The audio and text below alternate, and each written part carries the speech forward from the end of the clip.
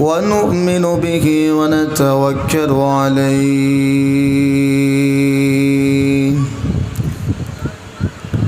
ونعوذ بالله من شرور أنفسنا ومن سيئات أعمالنا من يهده الله فلا مضل له ومن يضلله فلا هادي له وأشهد أن لا إله إلا الله وحده لا شريك له وأشهد أن سيدنا وسندنا وحبيبنا وطبيبنا ومحبوبنا ومرشدنا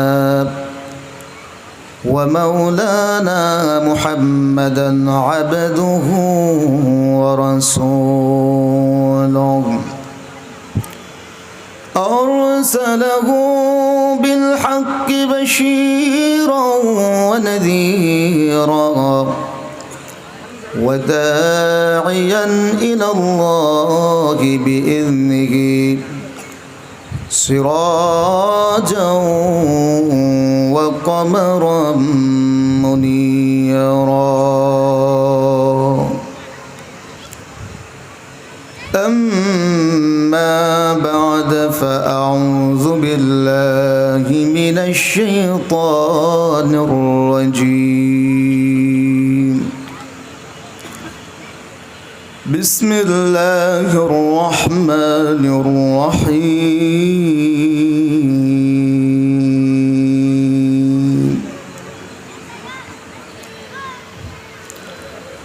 قل يا عبادي الذين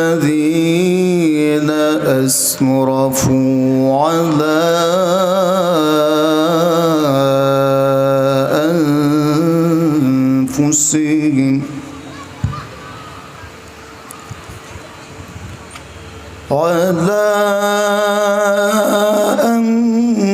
أنفسهم لا تقنطوا من رحمة الله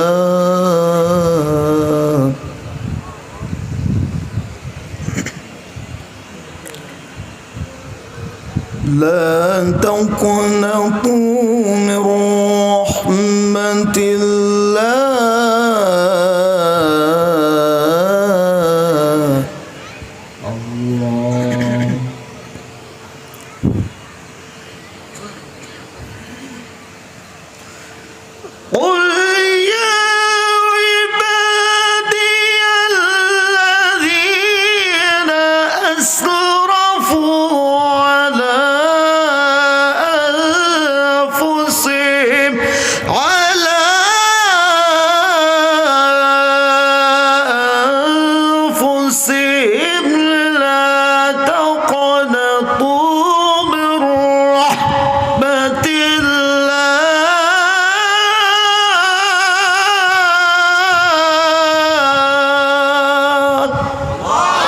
الله أكبر ما شاء الله أحسن صوته أجمل قل يا عبادي الذين أسرفوا على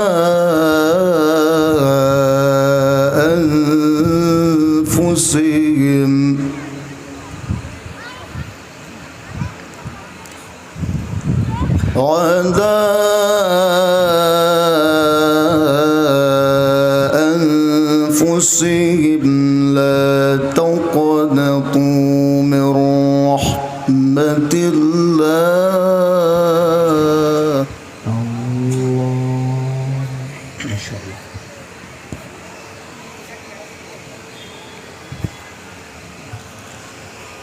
قل يا عبادي الذين أسرفوا على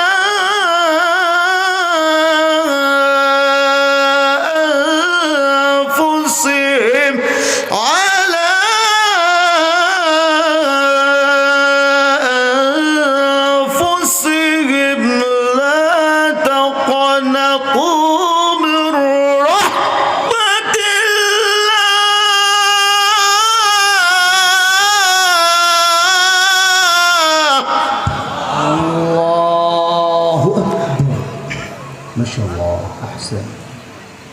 جزاك الله خيرا.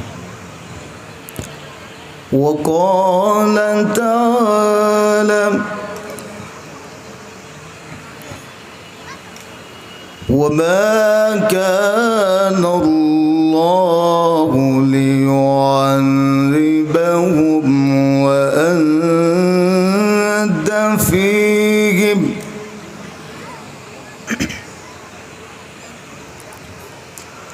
وما كان الله معذبهم وهم يستغفرون.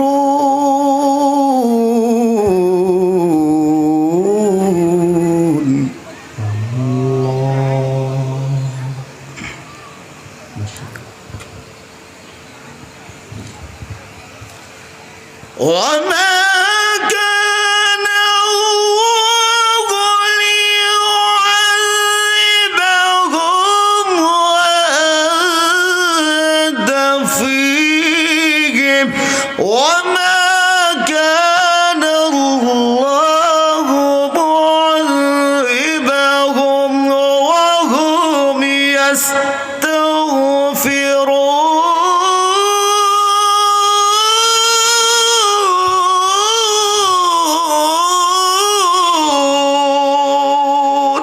الله أكبر. لله تكبير. لله تكبير. ما شاء الله. أحسن. وما كان الله معذبهم وهم يستغفرون. صدق الله العظيم. قمت بنجود استغفاركم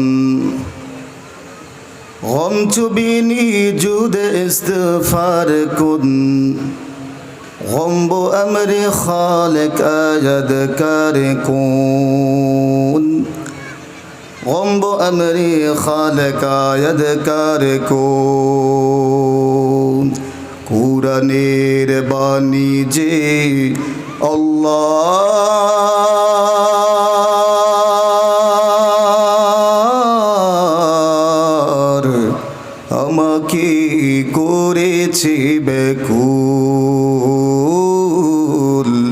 আমাকে করেছে বেকুল। আল্লাহর কালাম আমাদের কাছে ভালো লাগে না খারাপ লাগে? আওয়াজ দিয়ে একসাথে বলেন, আল্লাহর কালাম আমাদের কাছে ভালো লাগে না খারাপ লাগে? আল্লাহ পাক কবুল করুক, বলি আমিন। ইমানের নূর আমাদের প্রত্যেকের অন্তরের মধ্যে বদ্ধমূল করে দেখ, বলি আমিন। কোরআনের বাণী যে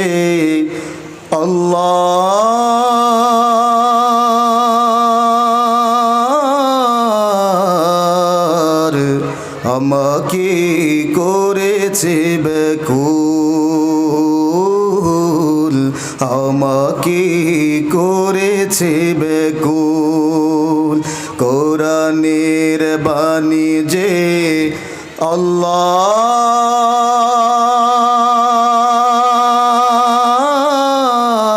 আল্লাহর আমাকে করেছে বেকুল আমাকে করেছে বেকুল। তাই তো এমন উঠলে উঠে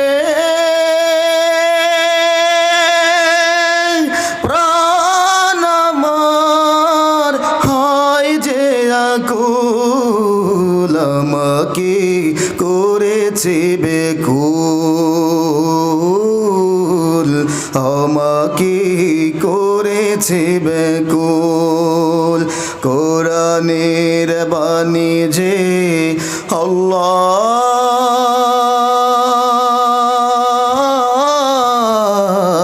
আল্লাহর আমাকে করেছে বেকুল আমাকে করেছে বেকুল।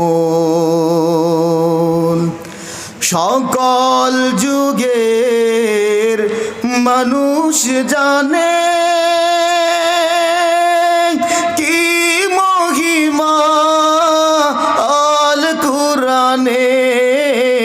সকল যুগের মানুষ জানে কি মহিমা আল কুরআনের, এমন মধু পেয়ে হে আল্লাহ, এমন মধু পেয়ে হে আল্লাহ, চিনতে কি কেউ করে ভুল,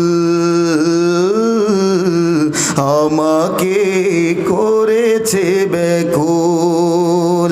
কোরআনের বাণী যে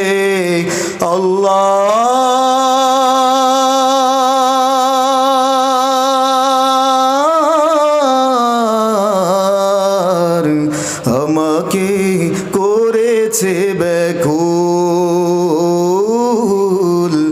আমাকে করেছে বেকুল, আমাকে করেছে বেকুল। লা ইলাহা ইল্লাল্লাহ, লা ইলাহা ইল্লাল্লাহ। জবান খুলে কয়েকবার জিকির করি, লা ইলাহা ইল্লাল্লাহ, লা ইলাহা ইল্লাল্লাহ, লা ইলাহা ইল্লাল্লাহ, লা ইলাহা ইল্লাল্লাহ, লা ইলাহা ইল্লাল্লাহ, মুহাম্মাদুর রাসূলুল্লাহ সাল্লাল্লাহু আলাইহি ওয়াসাল্লাম।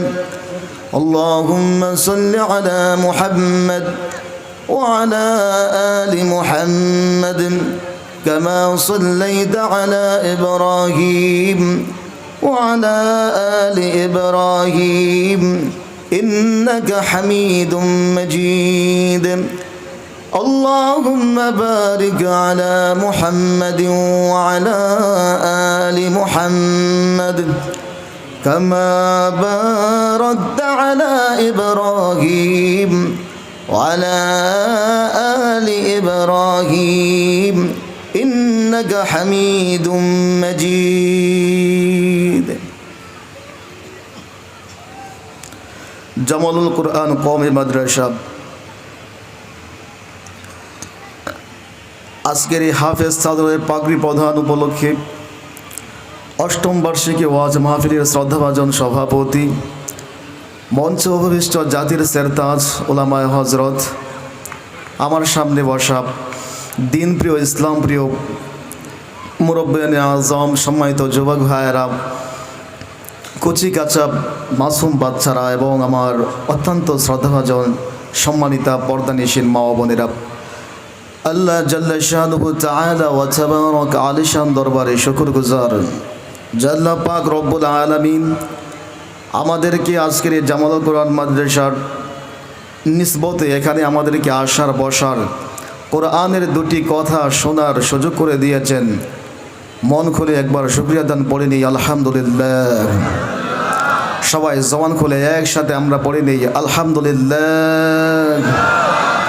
আমরা কৃতজ্ঞতা প্রকাশ করব কার? শুকরিয়া জ্ঞাপন করব কার?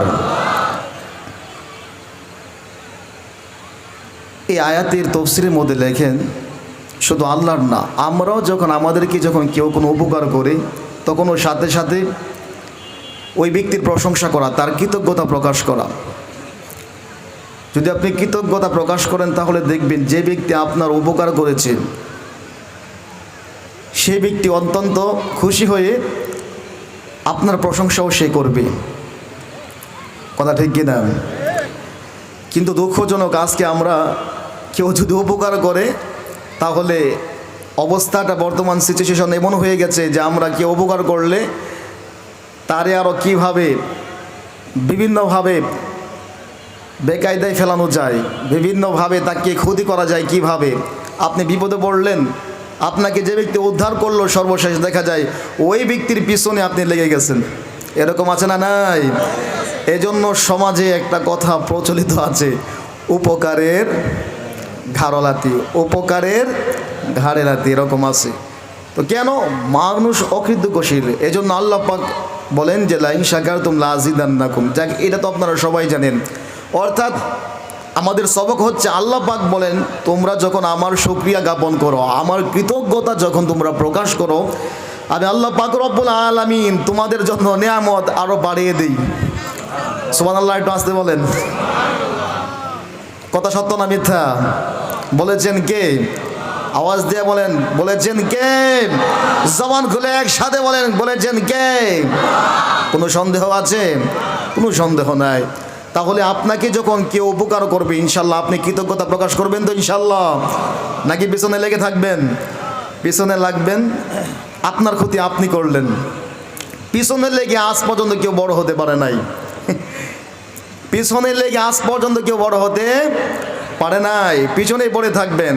অতএব একজন সামনে অগ্রসর হচ্ছে, তার জন্য আপনি দোয়া করেন যেন আল্লাহ পাক তার মতো আপনাকেও বানিয়ে দেয়। বলি সুবহানাল্লাহ। তাহলে সম্মান দেওয়ার মালিক কে? আওয়াজ দেয়া বলেন, সম্মান দেওয়ার মালিক কে? শত চেষ্টা করেও আপনি অপরের সম্মান আপনি নষ্ট করতে পারবেন না যতক্ষণ পর্যন্ত না আল্লাহ না চাইবেন। এবার আসুন, আমরা এত কিছু করি, যে আকাশ, এই যে জমিন কত সুন্দর পারফেক্ট, কেমন যেন একটা এসির ভেতর বসে আছি, ঠিক কিনা? এখানে আল্লাহ পাক চাইলে তো আজকে বৃষ্টিও দিতে পারতো, পারতো কিনা? বৃষ্টিও দিতে পারতো, প্রচণ্ড গরমও দিতে পারতো, নিম্নচাপ উঠতে পারতো। কিন্তু দেখেন কত সুন্দর একটা সুন্দর পরিবেশের মধ্যে আল্লাহ পাক আমাদেরকে বসিয়েছেন। এই সব কিছুর সুন্দর একটা সিস্টেম তৈরি করে দিয়েছেন। তিনি কে? আওয়াজ দিয়ে বলেন, তিনি কে? অতঃপর আল্লাহ পাক রব্বুল আলামিন বলেন যে এই সব কিছু আমি সৃষ্টি করেছি। সব কিছু সৃষ্টিকর্তা কে? এই যে আমরা বলি যে আমি বাড়ি বানিয়েছি, আমি গাড়ি কিনেছি, আমি কত কিছু করেছি, আসলে মূলত এই কোনো কিছু আপনি করতে পারতেন না যদি আল্লাহ পাক আপনাকে সেই তৌফিক না দিত, যদি আল্লাহ পাক সেই তৌফিক আপনাকে না দিত। এই জন্য আল্লাহ পাক রব্বুল আলামিন বলেন যে এটা কেমন জানি, এটা মাজাজিভাবে, অর্থাৎ কোনো রকম এটা আপনাকে অস্থায়ীভাবে একটা সময় আপনাকে দিয়ে রেখেছে, কিন্তু প্রকৃত এই সব কিছুর মালিক, এই প্রকৃতভাবে এই সব কিছুর অভিভাবক হলেন একমাত্র কে? আওয়াজ দিয়ে বলেন, একমাত্র কে?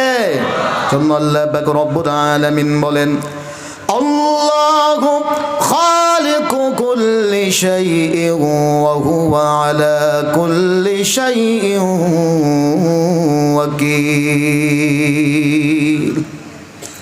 বান্দারে, আমি আকাশ সৃষ্টি করেছি, জমিন সৃষ্টি করেছি, পাহাড় সৃষ্টি করেছি, পর্বত সৃষ্টি করেছি, নক্ষত্র রাজি, তারকা রাজি, যা কিছু আছে আল্লাহ পাক রব্বুল আলামিন বলেন এই সব কিছু সৃষ্টি করেছি একমাত্র আমি আল্লাহ।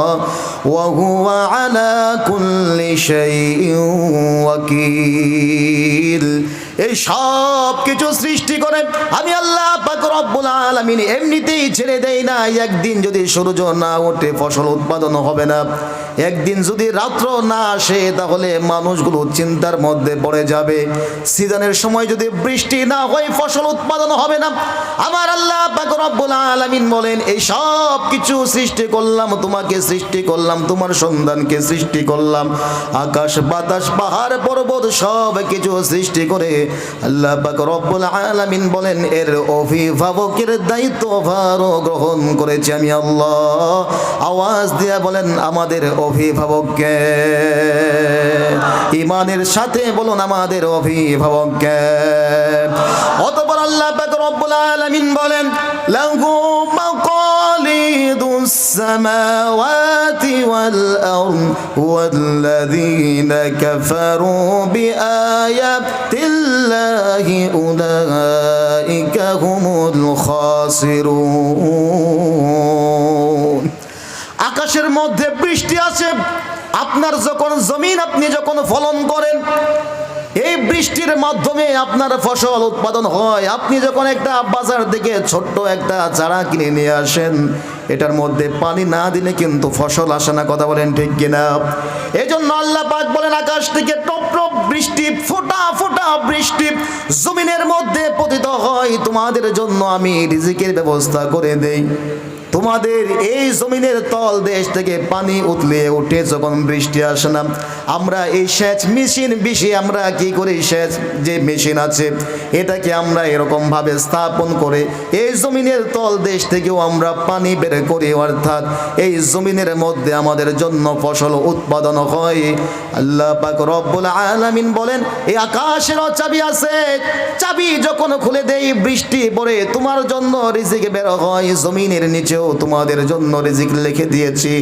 লাহু মাকালিদুস সামাওয়াতি ওয়াল আরদ, মাকালিদ আই মিফতাহ, অর্থাৎ চাবি, আকাশের ধনভাণ্ডার। এই জন্য আমার নবী, আপনার নবী রাহমাতুল লিল আলামিন, দু জাহানের বাদশা যখন মেরাজের রজনীতে গিয়েছিলেন, এই যে প্রথম আকাশের মধ্যে গিয়ে নবী দাঁড়িয়েছে, ভেতর থেকে ফেরেশতা সালাম করলো, আসসালামু আলাইকুম ইয়া রাসূলুল্লাহ, বলি সুবহানাল্লাহ। তাহলে এই আকাশের চাবি আছে না নাই? আওয়াজ দিয়া বলেন, আকাশ জমিনের চাবি আছে না নাই? এই জন্য আল্লাহ পাক বলেন যে আকাশ থেকে তোমাদের জন্য আমি রিজিক দেই, জমিনের নিচ থেকে তোমাদের ধনভাণ্ডার আমি খুলে দেই। এই জন্য আকাশেরও চাবি আছে, জমিনেরও চাবি আছে। ওয়াল্লাযীনা কাফারু বিআয়াতিল্লাহি উলাইকা হুমুল খাসিরুন। কাফের মুশরিক যারা আছে তারা এগুলো বিশ্বাস করে না যে মুহাম্মদ আমাদেরকে কি ধরনের সবক শিখায়, আমরা নাকি আখিরাতে আবার নাকি আল্লাহর সামনে দাঁড়াইবো, এগুলো নাকি আল্লাহ তাআলা নাকি আমাদেরকে দেয়, এগুলো আমরা বিশ্বাস করি না, এগুলো আমরা বিশ্বাস করি না। মুহাম্মদ এই সমস্ত কথাগুলো বলে কাফের মুশরিকরা আমার নবী, আপনার নবী রাহমাতুল লিল আলামিনের এই সমস্ত আয়াতগুলোকে তারা অস্বীকার করে। আল্লাহ পাক রব্বুল আলামিন বলেন, যারা আমার এই আয়াতগুলোকে যারা অস্বীকার করে, আমার এই নিদর্শনগুলো যারা অস্বীকার করে, বি আয়াতিল্লাহি উলাইকা হুমুল খাসিরুন, ওই মানুষগুলো ক্ষতিগ্রস্তদের অন্তর্ভুক্ত, বলে নাউযুবিল্লাহ। যে সমস্ত মানুষগুলো ক্ষতিগ্রস্তদের অন্তর্ভুক্ত হবে, কাল কিয়ামতের ময়দানে ফেরাউনের সাথে হাসর নসর হবে, নমরুদের সাথে হাসর নসর হবে, বদকার যারা মুজরিম যারা বদকার হবে, ওই সমস্ত মানুষদের সাথে তাদের হাসর নসর হবে, বলে নাউযুবিল্লাহ। এই জন্য মক্কার কাফের মুশরিকরা মাঝে মধ্যে আমাদের নবী, আপনার নবীকে বলতো, ও মুহাম্মদ আসো, আমরাও তোমার মসজিদে যাব, তুমিও আমাদের মন্দিরের মধ্যে আসো, বলি নাউযুবিল্লাহ। তারা কি বলে, মুহাম্মদ কি দরকার এত পেচাল করার, এত ঝগড়া বিবাদ, আসো তুমিও আমাদের মন্দিরে আসো, লাত উজ্জার কদমে একটু ইবাদত বন্দেগী করো, আমিও তোমাদের মন্দিরের মধ্যে যাব। কে বলেছে? আবু জাহেল, মক্কার কাফের মুশরিকরা, বলি নাউযুবিল্লাহ। অতঃপর আল্লাহ পাক রব্বুল আলামিন সাথে সাথে আয়াত নাজিল করে দিলেন, বলি সুবহানাল্লাহ। আমার নবী সহজ মানুষ ছিল, সরল সোজা মানুষ ছিল, এত পেঁচগোছ ছিল না।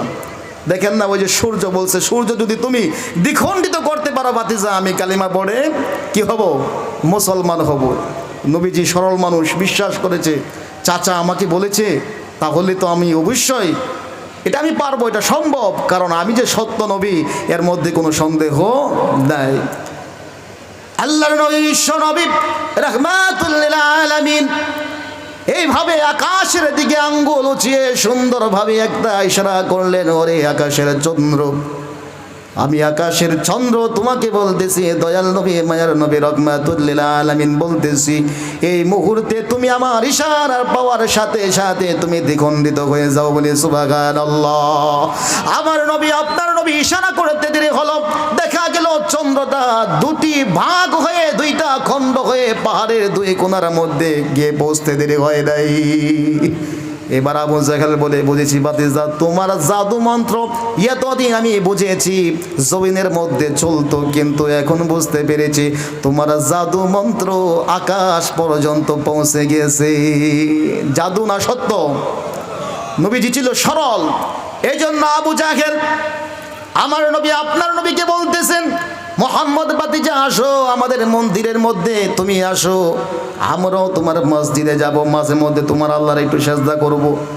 তুমিও আসো আমাদের মন্দিরের মধ্যে একটু ইবাদত বন্দেগী করো। আমার আল্লাহ পাক রব্বুল আলামিন সহজ সরল নবীর সুন্দরভাবে ওহী নাজিল করে জানিয়ে দিয়েছেন, বলে সুবহানাল্লাহ।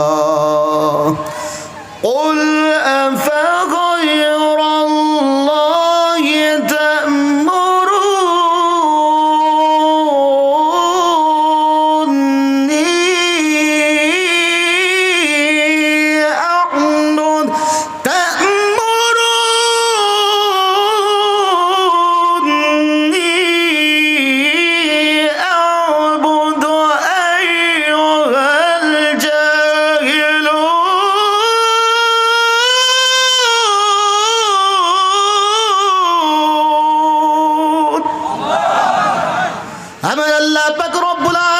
সাথে সাথে এই আয়াতের প্রেক্ষাপট নাজিল করে দিলেন, বন্ধু আমার সাবধান, আপনাকে যত ধরনের এরকম ভাবে আপনাকে ধোঁকা দেখ না কেন, যত ধরনের ভাবে আপনাকে বোঝানো হোক না কেন, সাবধান, আপনি কিন্তু তাদের কথার প্রতি আপনি কর্ণপাত করবেন না। সাথে সাথে আল্লাহর রাসূল সাল্লাল্লাহু আলাইহি ওয়াসাল্লাম বলে দিলেন, ও মক্কার কাফের মুশরিক, তোমরা যারা আছো সাবধান করে দিচ্ছি, আ'বুদু আইয়ুহাল জাহিলুন, আমি আমার একমাত্র আল্লাহ তাআলার ইবাদত বন্দেগী করব, একমাত্র আল্লাহ তাআলার কদমে সিজদায় লুটিয়ে পড়ব। সাবধান, আমাকে আর কোনোদিন তোমাদের এই সমস্ত মূর্তি অর্থাৎ তোমাদের এই সমস্ত পূজার মধ্যে যাওয়ার জন্য আমি নবীকে তোমরা কোনোদিন বলবা না। আইয়ুহাল জাহিলুন, সাবধান ও মূর্খের দল, আমি নবীকে কোনোদিন এই মূর্তির আশপাশে যাওয়ার জন্য তোমরা বলবা না। আইয়ুহাল জাহিলুন শব্দ উল্লেখ করেছেন, অর্থাৎ নবীজি বলেছেন, ও মূর্খের দল সাবধান, কোনোদিন ওই সমস্ত মূর্তির আশেপাশেও যাওয়ার জন্য আমাকে বলবা না, বলি সুবহানাল্লাহ। আজকে আমাদের সন্তানেরা পূজার মধ্যে যায় কি যায় না? আওয়াজ দিয়ে বলেন, কম না বেশি? মনে হয় তারা আমাদের ঈদের মধ্যে মনে হয় আসে, আমাদের ঈদ উল ফিতর, ঈদ উল আজহা আসে। তাহলে আজকে দেখেন আমরা কিভাবে এই সমস্ত পূজা মণ্ডপে উৎসবের মধ্যে আমরা কিভাবে যাচ্ছি। বলতে কষ্ট লাগে, আজকে আমাদের ক্ষমতার জন্য, আমাদের ক্ষমতাকে একটু সাইজ করার জন্য এদিক সেদিক দুনিয়ার স্বার্থে, ক্ষমতার স্বার্থে অনেক সময় এইগুলোর মধ্যে গিয়ে একটু আমরা কি বলি এটাকে আবেগী বেশি অতি উৎসাহিত হয়ে মহাব্বত দেখানোর চেষ্টা করি। আসলে মহাব্বত না, যদিও মহাব্বত দেখানোর কথা বলে, কিন্তু মতলব খারাপ। কি খারাপ? মতলব খারাপ, উদ্দেশ্য খারাপ। তাদের একটু সাফায় গিয়ে নিজের অবস্থান তৈরি করতে চাই। ও মুসলমান, ইবাদত বন্দেগী করতে হবে একমাত্র আল্লাহর জন্য, একমাত্র আল্লাহর জন্য সব কিছু করতে হবে। যে অমুকের সাপোর্ট দিল, অমুক সাপোর্ট দিল, তাহলে মনে হয় আমি একটা কিছু হয়ে গেলাম না। উহুদের যুদ্ধ, সেই বদরের যুদ্ধ, আপনি দেখেন মুসলমানদের সংখ্যা বেশি ছিল না। আপনার ভেতরে যদি ঈমানের নূর থাকে, আপনার ভেতরে যদি ঈমানের পাওয়ার থাকে, তাহলে আল্লাহ পাক যদি আপনাকে পছন্দ করেন, সব কিছু পরিবর্তন করে দিয়ে আল্লাহ পাক রব্বুল আলামিন এমনিতেই আপনাকে ইজ্জতের আসনে বসাইবেন, বলে সুবহানাল্লাহ। কারো চাটুকারগিরি করতে হবে না। একমাত্র আমরা ইবাদত করব কার? আওয়াজ দিয়ে বলি, হুকুম পালন করব কার? একমাত্র আল্লাহর ইবাদত বন্দেগী করব। তো দুনিয়ার ক্ষমতার নেশা তো অনেক মানুষের থাকে, অনেক মানুষের থাকে, কিন্তু প্রকৃত ক্ষমতার উৎস একজন আছেন, তিনি কে? আওয়াজ দিয়ে বলেন, তিনি কে? আমার আল্লাহ। এই জন্য মক্কার কাফের মুশরিক আবু জাহেল তারা আমার নবী, আপনার নবীকে বলেছিল, ও মুহাম্মদ, সুন্দরী নারী যদি তুমি চাও তাহলে আমাদেরকে বলো, এই মক্কার সবচাইতে সুন্দর নারীর সাথে তোমাকে আমরা বিবাহ পড়াইয়া দেব। যদি তোমরা ক্ষমতা চাও, তোমাকে আমরা ক্ষমতা দিতেও রাজি, টাকা পয়সা যদি চাও তাহলে টাকা পয়সাও তোমাকে আমরা দিতে প্রস্তুত। আল্লাহ পাক রব্বুল আলামিন বলেন, ওয়ালাকাদ উহিয়া ইলাইকা ওয়া ইলাল্লাযীনা মিন ক্বাবলিক লাইন আশরাকতা লায়াহবাতান্না আমালুকা ওয়া লাতাকুনান্না মিনাল খাসিরিন। নবী আমার সাবধান, আপনি তাদের কথার প্রতি কর্ণপাত করবেন না। আপনি যদি তাদের এই সমস্ত অফারগুলো যদি আপনি গ্রহণ করেন, উহিয়া ইলাইকা লাইন আশরাকতা লায়াহবাতান্না আমালুক, কেমন জানি আপনি আমি আল্লাহ তাআলার সাথে কেমন জানি আপনি শিরিক করলেন। লায়াহবাতান্না আমালুক, আপনার সমস্ত আমলগুলো বরবাদ হয়ে যাবে, হামল করে নেবে, সব কিছু বরবাদ হয়ে যাবে। ওয়ালা তাকুনান্না মিনাল খাসিরিন। নবী আমার সব শেষে আপনিও ক্ষতিগ্রস্তদের অন্তর্ভুক্ত হয়ে যাবেন বলে নাউযুবিল্লাহ। নবীজিকে কত বড় ধমক দেওয়া হয়েছে, এখানে কত বড় সবক দেওয়া হয়েছে যে সাবধান, তাদের কাছে যাবেন না, এই সমস্ত পূজা মণ্ডপে ইত্যাদির মধ্যে আপনি যাবেন না, আপনার সমস্ত আমল কি হয়ে যাবে, বরবাদ হয়ে যাবে, সমস্ত আমল কি হয়ে যাবে, বরবাদ হয়ে যাবে। অতঃপর আল্লাহ পাক রব্বুল আলামিন বলেন, বালিল্লাহি ফাবুদ বালিল্লাহি ফাবুদ বালিল্লাহি ফাবুদ ওয়া কুম মিনাশ শাকিরিন।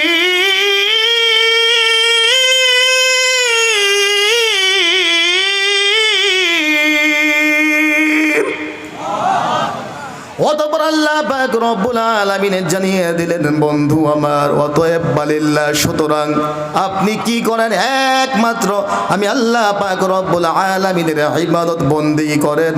বালিল্লাহ ফাবুদ ওয়া কুম মিনাশ শাকিরিন। শাকিরিনদের অন্তর্ভুক্ত হয়ে যাবেন, যে সমস্ত মানুষ নেককার তাদের অন্তর্ভুক্ত হয়ে যাবেন। অতএব আমরা কোথায় যাব, পূজায় না মসজিদে? আওয়াজ দিয়ে বলেন কোথায় যাব, পূজায় না মসজিদে? আওয়াজ দিয়ে বলেন পূজায় না মসজিদে? হ্যাঁ, এর মধ্যে আবার অনেকে বলে, আরে শিরিক তো শুধু এইটা না, শিরিক তো আরো অনেক আছে, যে মাজারের মধ্যে গিয়ে সেজদা দেয়, আছে না নাই? আওয়াজ দিয়ে বলেন আছে না নাই? ওই দিন দেখলাম এক ভিডিও ফুটেজের মধ্যে, এক কনফারেন্সের মধ্যে এক সাধু তিনি বলতেছে, এ মাজার বন্ধ হয়ে যাবে যদি গাজা বন্ধ করে দেওয়া হয়। বলি নাউযুবিল্লাহ, নাউযুবিল্লাহ বলবেন না আপনারা? আওয়াজ দিয়ে বলেন নাউযুবিল্লাহ। সে বলতেছে যদি গাজা বন্ধ করে দেওয়া হয় তাহলে কি হয়ে যাবে, মাজার বন্ধ হয়ে যাবে। এই মাজার দিয়ে অনেকের ব্যবসাও চলে, আছে না নাই? অনেকের ব্যবসাও চলে এই মাজার দিয়ে। তারা বলে যে মসজিদে যায় কি করবা, মসজিদ তো আল্লাহর ঘর, তোমরা যেটা বলো যে মসজিদ আল্লাহর ঘর, তো এর চেয়ে বড় ঘর হচ্ছে তোমার কলব। তারা কি বলে, এই সমস্ত পীর বাবারা বলে মসজিদে যায় তুমি যে একটা সেজদা দাও, এত কষ্ট করে আমরা ঘরে বৈশা মসজিদে সেজদা দিই, কিভাবে? তো তোমরা বলো যে মন ভাঙলে মসজিদ ভাঙা হয়, তো আমাদের মন, আমাদের কলব আমাদের সাথে, আমাদের এরকম আমরা যখন আল্লাহকে সেজদা দেওয়ার জন্য আমরা যখন নিয়ত করি, তখন আমরা এরকম ধ্যানে বসি, ধ্যানে বসে আমরা আমাদের এরকম মাথাটাকে এমন করি, আমাদের কলবের মধ্যে আমরা অগণিত সেজদা দিয়ে বলি নাউযুবিল্লাহ। আওয়াজ দিয়ে বলেন নাউযুবিল্লাহ। আমার নবী, আপনার নবী জিন্দেগিতে কোনোদিন কোনো হুজুর ছাড়া এক ওয়াক্ত নামাজ কাজা করে নাই, কোনোদিন জিন্দেগিতে নবীজির নামাজ ছাড়ে নাই। তাহলে যারা এই সমস্ত ভণ্ড বাবারা এই সমস্ত বেপরোয়া কথা বলে, যারা মুসলমান, সাধারণ মুসলমানদেরকে যারা ধোঁকা দেয়, তারা ভালো না খারাপ? তারা ভালো না খারাপ? এই সমস্ত মানুষদের থেকে আমাদের সাবধান থাকার দরকার আছে না নাই? একদিন বুঝে আসবে, সেদিন আর কাজে আসবে না। দয়াল বাবা, আপনি কবরে যান, তারপর বুঝবেন এই সমস্ত মানুষদের ঈমান হরণ করেছেন। তারপর আল্লাহ পাক রব্বুল আলামিনের ফেরেশতারা আপনার সাথে কি আচরণ করে কবরে যাইতে দিতে হবে। বুঝাইতে দেরি হবে না। দয়াল বাবা ভণ্ড বাবা লাগে আমার ডর, দয়াল বাবা ভণ্ড বাবা লাগে আমার ডর। ফেরেশতারা গুরজ মারবে কবরের ভেতর বাবারে, ফেরেশতারা গুরজ মারবে কবরের ভেতর, ঠিক কিনা? কিছু বাবা এমন, কিছু বাবা কেমন জানি, প্রস্রাব কইরা লয় না বাবাই পানি, আছে না নাই? কিছু বাবা কেমন জানি, প্রস্রাব কইরা লয় না বাবাই পানি, হালি করে টানা টানি পর্দার ভিতর, হালি করে টানা টানি পর্দার ভিতর। ফেরেশতারা গুরজ মারবে কবরের ভেতর বাবারে, ফেরেশতারা গুরজ মারবে কবরের ভেতর। কথা বলেন ঠিক না ঠিক? এই সমস্ত ভণ্ড সাধু বাবাদেরকে, মাজার পূজারী থেকে আল্লাহ পাক আমাদের ইমানদার মুসলমানদেরকে হেফাজত করুক বলে আমিন। অতঃপর আল্লাহ পাক রব্বুল আলামিন বলেন বালিল্লাহি ফা'বুদ ওয়া কুম মিনাশ শাকিরিন। নবী আপনি আমি আল্লাহ তাআলার ইবাদত বন্দেগী করুন, আপনি শাকিরিনদের অন্তর্ভুক্ত হয়ে যাবেন। অতঃপর আল্লাহ পাক রব্বুল আলামিন বলেন এই পৃথিবী থাকবে না, পৃথিবী ধ্বংস হয়ে যাবে। ওয়াল আরদু জামিআন ক্বাবদাতুহু ইয়াওমাল কিয়ামাহ ওয়াস সামাওয়াতু মাতওয়িয়াতুম বিয়ামিনি সুবহানাহু ওয়া তাআলা আম্মা ইউশরিকুন। দুনিয়ার বুকে ক্ষমতা দেখাইবা না, ক্ষমতার বাহাদুরি দেখাইবা না। আমার আল্লাহ পাক রব্বুল আলামিন এই আয়াতের তাফসীরের মধ্যে মুফাসসিরিন কিরামে লেখেন যে আল্লাহ পাক রব্বুল আলামিন কিয়ামতের ময়দানে এই আসমান জমিনকে তিনি হাতের মধ্যে গুটিয়ে নেবেন এইভাবে। ওয়াল্লারদু জামিআ ক্বাবদাতুহু ইয়াওমাল কিয়ামা, এইভাবে ডান হাতের মধ্যে আল্লাহ তাআলা আবদ্ধ করে নেবেন।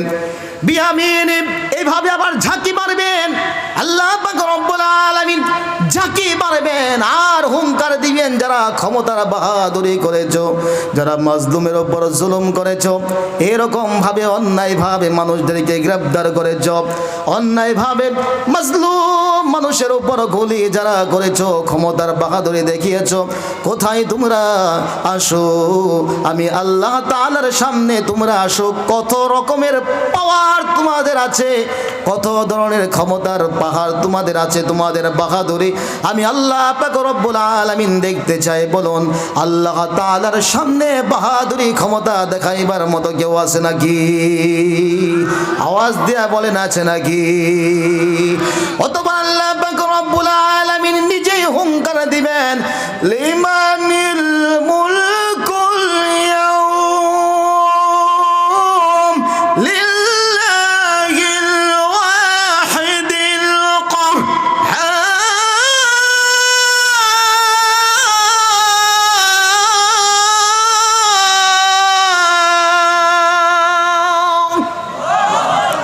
আল্লাহ পাক রব্বুল আলামিন নিজে হুঙ্কার দিবেন। অতএব আজকে হাসরের ময়দানে রাজত্বের মালিক, ক্ষমতার মালিক কেউ না, একমাত্র একজন থাকবেন। আওয়াজ দিয়া বলেন তিনি কে? আওয়াজ দিয়া বলেন তিনি কে? এই জন্য ক্ষমতা দেখাবো না। মাজলুম মানুষের সাথে, একটা দুর্বল ইমানদার মানুষের সাথে কোনোদিন ক্ষমতা দেখাইব না। কারণ ক্ষমতা অতীতে যারাই দেখিয়েছে আল্লাহ পাক রব্বুল আলামিন তাদেরকে অপদস্থ করে দুনিয়া থেকে বিদায় করেছে। কথা বলেন ঠিক কিনা? ফেরাউন ক্ষমতা দেখিয়েছিল, আল্লাহ পাক রব্বুল আলামিন তাকে নীল দরিয়ার মধ্যে শেষ করে দিয়েছে। নমরুদ ক্ষমতা দেখিয়েছিল, আল্লাহ পাক মশার মাধ্যমে তাকে শায়েস্তা করেছে। কথা বলেন ঠিক কিনা? আওয়াজ দিয়ে বলেন ঠিক কিনা? আমাদের দেশের মধ্যে অনেকে ক্ষমতার অপব্যবহার করেছে। 5 বছর 10 বছর 15 বছরে হয় না, পেট ভরে না, আরো কত বছর থাকতে হবে, এরকম আশা আকাঙ্ক্ষা আমাদের মধ্যে ছিল। ছিল কিনা? আওয়াজ দিয়ে বলে ছিল কিনা? কিন্তু আল্লাহ পাক রব্বুল আলামিন তিনি হলেন সর্বক্ষমতার মালিক আল্লাহ পাক বলেন, আমি যাকে ক্ষমতা থেকে টেনে খেসে নামাবো, পৃথিবীর কোনো শক্তি নাই তাকে ক্ষমতায় রাখার। কথা বলেন ঠিক না ভাই? ঠিক। এই জন্য ক্ষমতার বাহাদুরি করবেন না, ক্ষমতার বড়াই করবেন না। ক্ষমতার বড়াই দেখিয়েছিল ফেরাউন, নমরুদ, আরো যারা দেখিয়েছিল, কেউ দুনিয়ায় টিকে থাকতে পারে নাই। এই বাংলার জমিনেও যারা ক্ষমতার আধিপত্য বিস্তার করে, ইসলামকে বিকৃত করে, মুসলমানদের বুকে গুলি চালিয়ে উলামায়ে কেরামদেরকে কারারুদ্ধ করে, রাজপথ রক্তে রঞ্জিত করে যারা এই ক্ষমতার স্বাদ দেখেছেন, ইতিহাস বলে আল্লাহ পাক রব্বুল আলামিন তাদেরকে ইতিহাসের চরম পর্যায়ে বেইজ্জতি করেছেন। কথা বলেন ঠিক না? তার জ্বলন্ত প্রমাণ সে 5 আগস্ট আমরা দেখতে পেয়েছি। মাজলুম মানুষের উপর যখন নির্যাতন বেড়ে গিয়েছিল, উলামায়ে কেরামদেরকে যখন এরকম ভাবে নির্যাতন করা হয়েছিল, বাংলাদেশের আপাম জনতার সবাই এক প্ল্যাটফর্মে এসে ওই সমস্ত স্বৈরাচারদের বিরুদ্ধে ঐক্যবদ্ধভাবে তারা আন্দোলন করতে বাধ্য হয়েছিল। কথা বলেন ঠিক কিনা? কারণ আপনারা ক্ষমতা বুঝেন, আপনারা সে বেগম পাড়ায় বাড়ি করেছেন, কিন্তু সাধারণ মানুষের এত চাহিদা নাই। তারা চিনে আল্লাহ এবং আল্লাহর রাসূল। কথা বলেন ঠিক কিনা?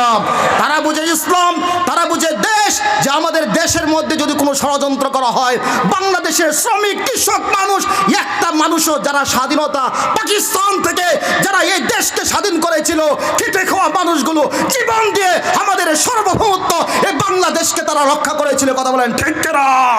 আমরা দেখেছি সেই 5 আগস্ট কিভাবে ভারতের দাদা বাবুরা এয়ারপোর্ট দিয়ে তারা পলায়ন করেছে, আমরা সেটাও দেখেছি। কথা বলেন ঠিক কিনা? অতএব দেশের বিরুদ্ধে ষড়যন্ত্র করবেন, বাংলাদেশের দেশপ্রিয় মুসলমান সেটার জবাব দিবে। কথা বলেন ঠিক কিনা? অতএব ইসলামের প্রতি মহব্বত থাকতে হবে, কোরআনের প্রতি মহব্বত থাকতে হবে, দেশের প্রতিও মহব্বত থাকার দরকার আছে না? তাই বাংলাদেশকে নিয়ে যারাই ষড়যন্ত্র করেছে তারাই ব্যর্থ হয়েছে, কারণ বাংলাদেশের মানুষ দেশকে মহব্বত করে। কথা বলেন ঠিক কিনা? বাংলার ইতিহাসে যখনই শত্রু আসে, পালাবার পথ খুঁজে পায় না। বাংলার ইতিহাসে যখনই শত্রু আসে, পালাবার পথ খুঁজে পায় না। ইংরেজ বেনিয়ারা এখানে খেয়েছে, তারা পালিয়ে গিয়েছে পাক হায়না। ঠিক কিনা? বুঝিনিক আমেরিকা, বুঝিনিক ইন্ডিয়া, বুঝিনিক রাশিয়া ও চায়না, মুমিনের এই ঘাটি, ইমানের এই মাটি কিছুতে কেড়ে নেওয়া যায় না, যায় না, না না। মুমিনের এই মাটি, ইমানের এই মাটি কিছুতে কেড়ে দেওয়া যায় না। সাহাবায়ে কেরামের আগমনে এই দেশ 1000 বছর আগে ধন্য, ওলিদের মেহনতে ঘরে ওঠা এই জমিন কোটি কোটি মুমিনের জন্য, কোটি কোটি মুমিনের জন্য, কোটি কোটি মুমিনের জন্য। এ ভূমির ভাজে ভাজে শহীদের খুন আছে, এ জমিন কখনো শুকায় না। ঠিক না? 5 আগস্টের রক্ত শুকিয়ে যায়নি। কথা বলেন ঠিক না? শাপলার রক্ত এখনো শুকিয়ে যায়নি। কথা বলেন ঠিক না? এ ভূমির ভাজে ভাজে শহীদের খুন আছে, এ জমিন কখনো শুকায় না, এ জমিন কখনো শুকায় না। আল্লাহর সেনার আগমন না, মুমিনের এই ঘাটি, ইমানের এই মাটি কিছুতে কেড়ে নেওয়া যায় না, যায় না, না না। মুমিনের এই মাটি, ইমানের এই মাটি কিছুতে কেড়ে নেওয়া যায় না। বাংলার ইতিহাসে যখনই শত্রু আসে, পালাবার পথ খুঁজে পায় না। ইংরেজ বেনিয়ারা এখানে খেয়েছে, তারা পালিয়ে গিয়েছে পাক হায়না। বুঝিনিক আমেরিকা, বুঝিনিক ইন্ডিয়া, বুঝিনিক রাশিয়া ও চায়না, মুমিনের এই ঘাটি, ইমানের এই মাটি কিছুতে কেড়ে নেওয়া যায় না, যায় না, না না। মুমিনের এই মাটি, ইমানের এই মাটি কিছুতেই কেড়ে নেওয়া যায় না। ঠিক না? সব শেষ বলে দিতে চাই, যদি আবারও এই কোরআনের উপর আক্রমণ আসে, আমরা দেখতে পেয়েছি সম্প্রতিকালে সে অপূর্ব পাল এই কোরআনকে অবমাননা করেছেন। আমরা এই জামালুল কোরআনের মঞ্চ থেকে বলে দিতে চাই, তাকে অতি সত্বর ফাঁসি কাস্টে ঝুলাতে হবে, অতি সত্বর তাকে ফাঁসি কাস্টে ঝুলাতে হবে। অতঃপর বলে দিতে চাই, অতীতে যদি আবার কেউ এইরকম ভাবে কোরআনকে অবমাননা করে, আমার নবীকে অবমাননা করে, বাংলাদেশের আদালতে তাদেরকে সর্বোচ্চ ফাঁসি কাস্টে ঝুলিয়ে তার মৃত্যু নিশ্চিত করতে হবে। কথা বলেন ঠিক না? যদি আবার ওই দেশকে অশান্ত করার চেষ্টা করা হয়, ইসলামের উপর আঘাত করা হয়, বাংলাদেশের মানুষ আর ঘরে বসে থাকবে না। প্রয়োজনে 5 আগস্টের মতো আবারও রাজপথে ঝাঁপিয়ে পড়বে, আবারও সে 5 মে আবারও সে শাপলা চত্বরের মতো রাজপথে ঝাঁপিয়ে পড়বে, রক্ত দিবে, জীবন দিবে। তবু ইসলামের বিরুদ্ধে, দেশের বিরুদ্ধে কোন ষড়যন্ত্র বাংলার কোন মুসলমান বরদাস্ত করবে না, করবে না, করবে না, করবে না।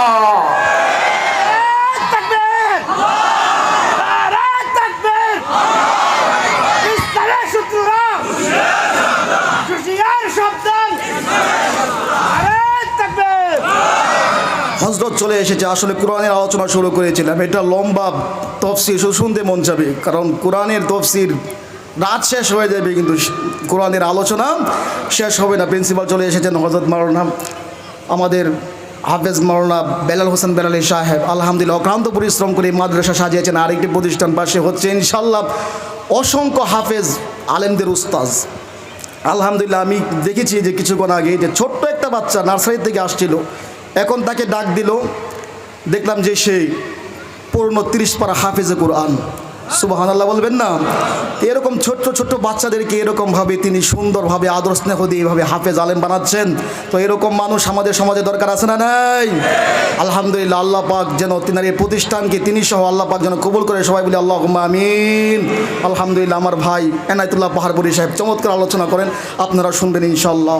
আসসালামু আলাইকুম ওয়া রাহমাতুল্লাহি ওয়া বারাকাতুহু। মাশাআল্লাহ, সময় স্বল্পতার দরুন আমরা হযরতকে আরো দীর্ঘ সময় দিতে পারিনি, এর জন্য আন্তরিকভাবে দুঃখিত। এবং আপনাদেরকে অতি আনন্দের সাথে জানাচ্ছি আমাদের খুবই পছন্দের এবং যার জন্য আমরা অনেক দূর থেকে এসেছি অনেকেই, এবং অপেক্ষা করছি আমাদের কাঙ্ক্ষিত মেহমান হযরত মাওলানা কারি আব্দুর রহিম আল মাদানী হাফিজাহুল্লাহ।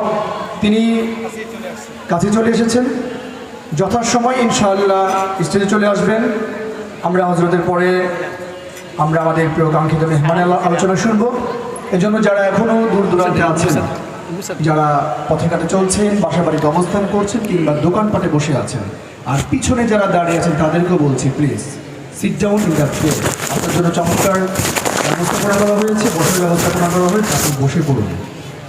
এতক্ষণ পর্যন্ত আলোচনা করছিলেন প্রখ্যাত আলেম দ্বীন মুফতি আশরাফ সাফি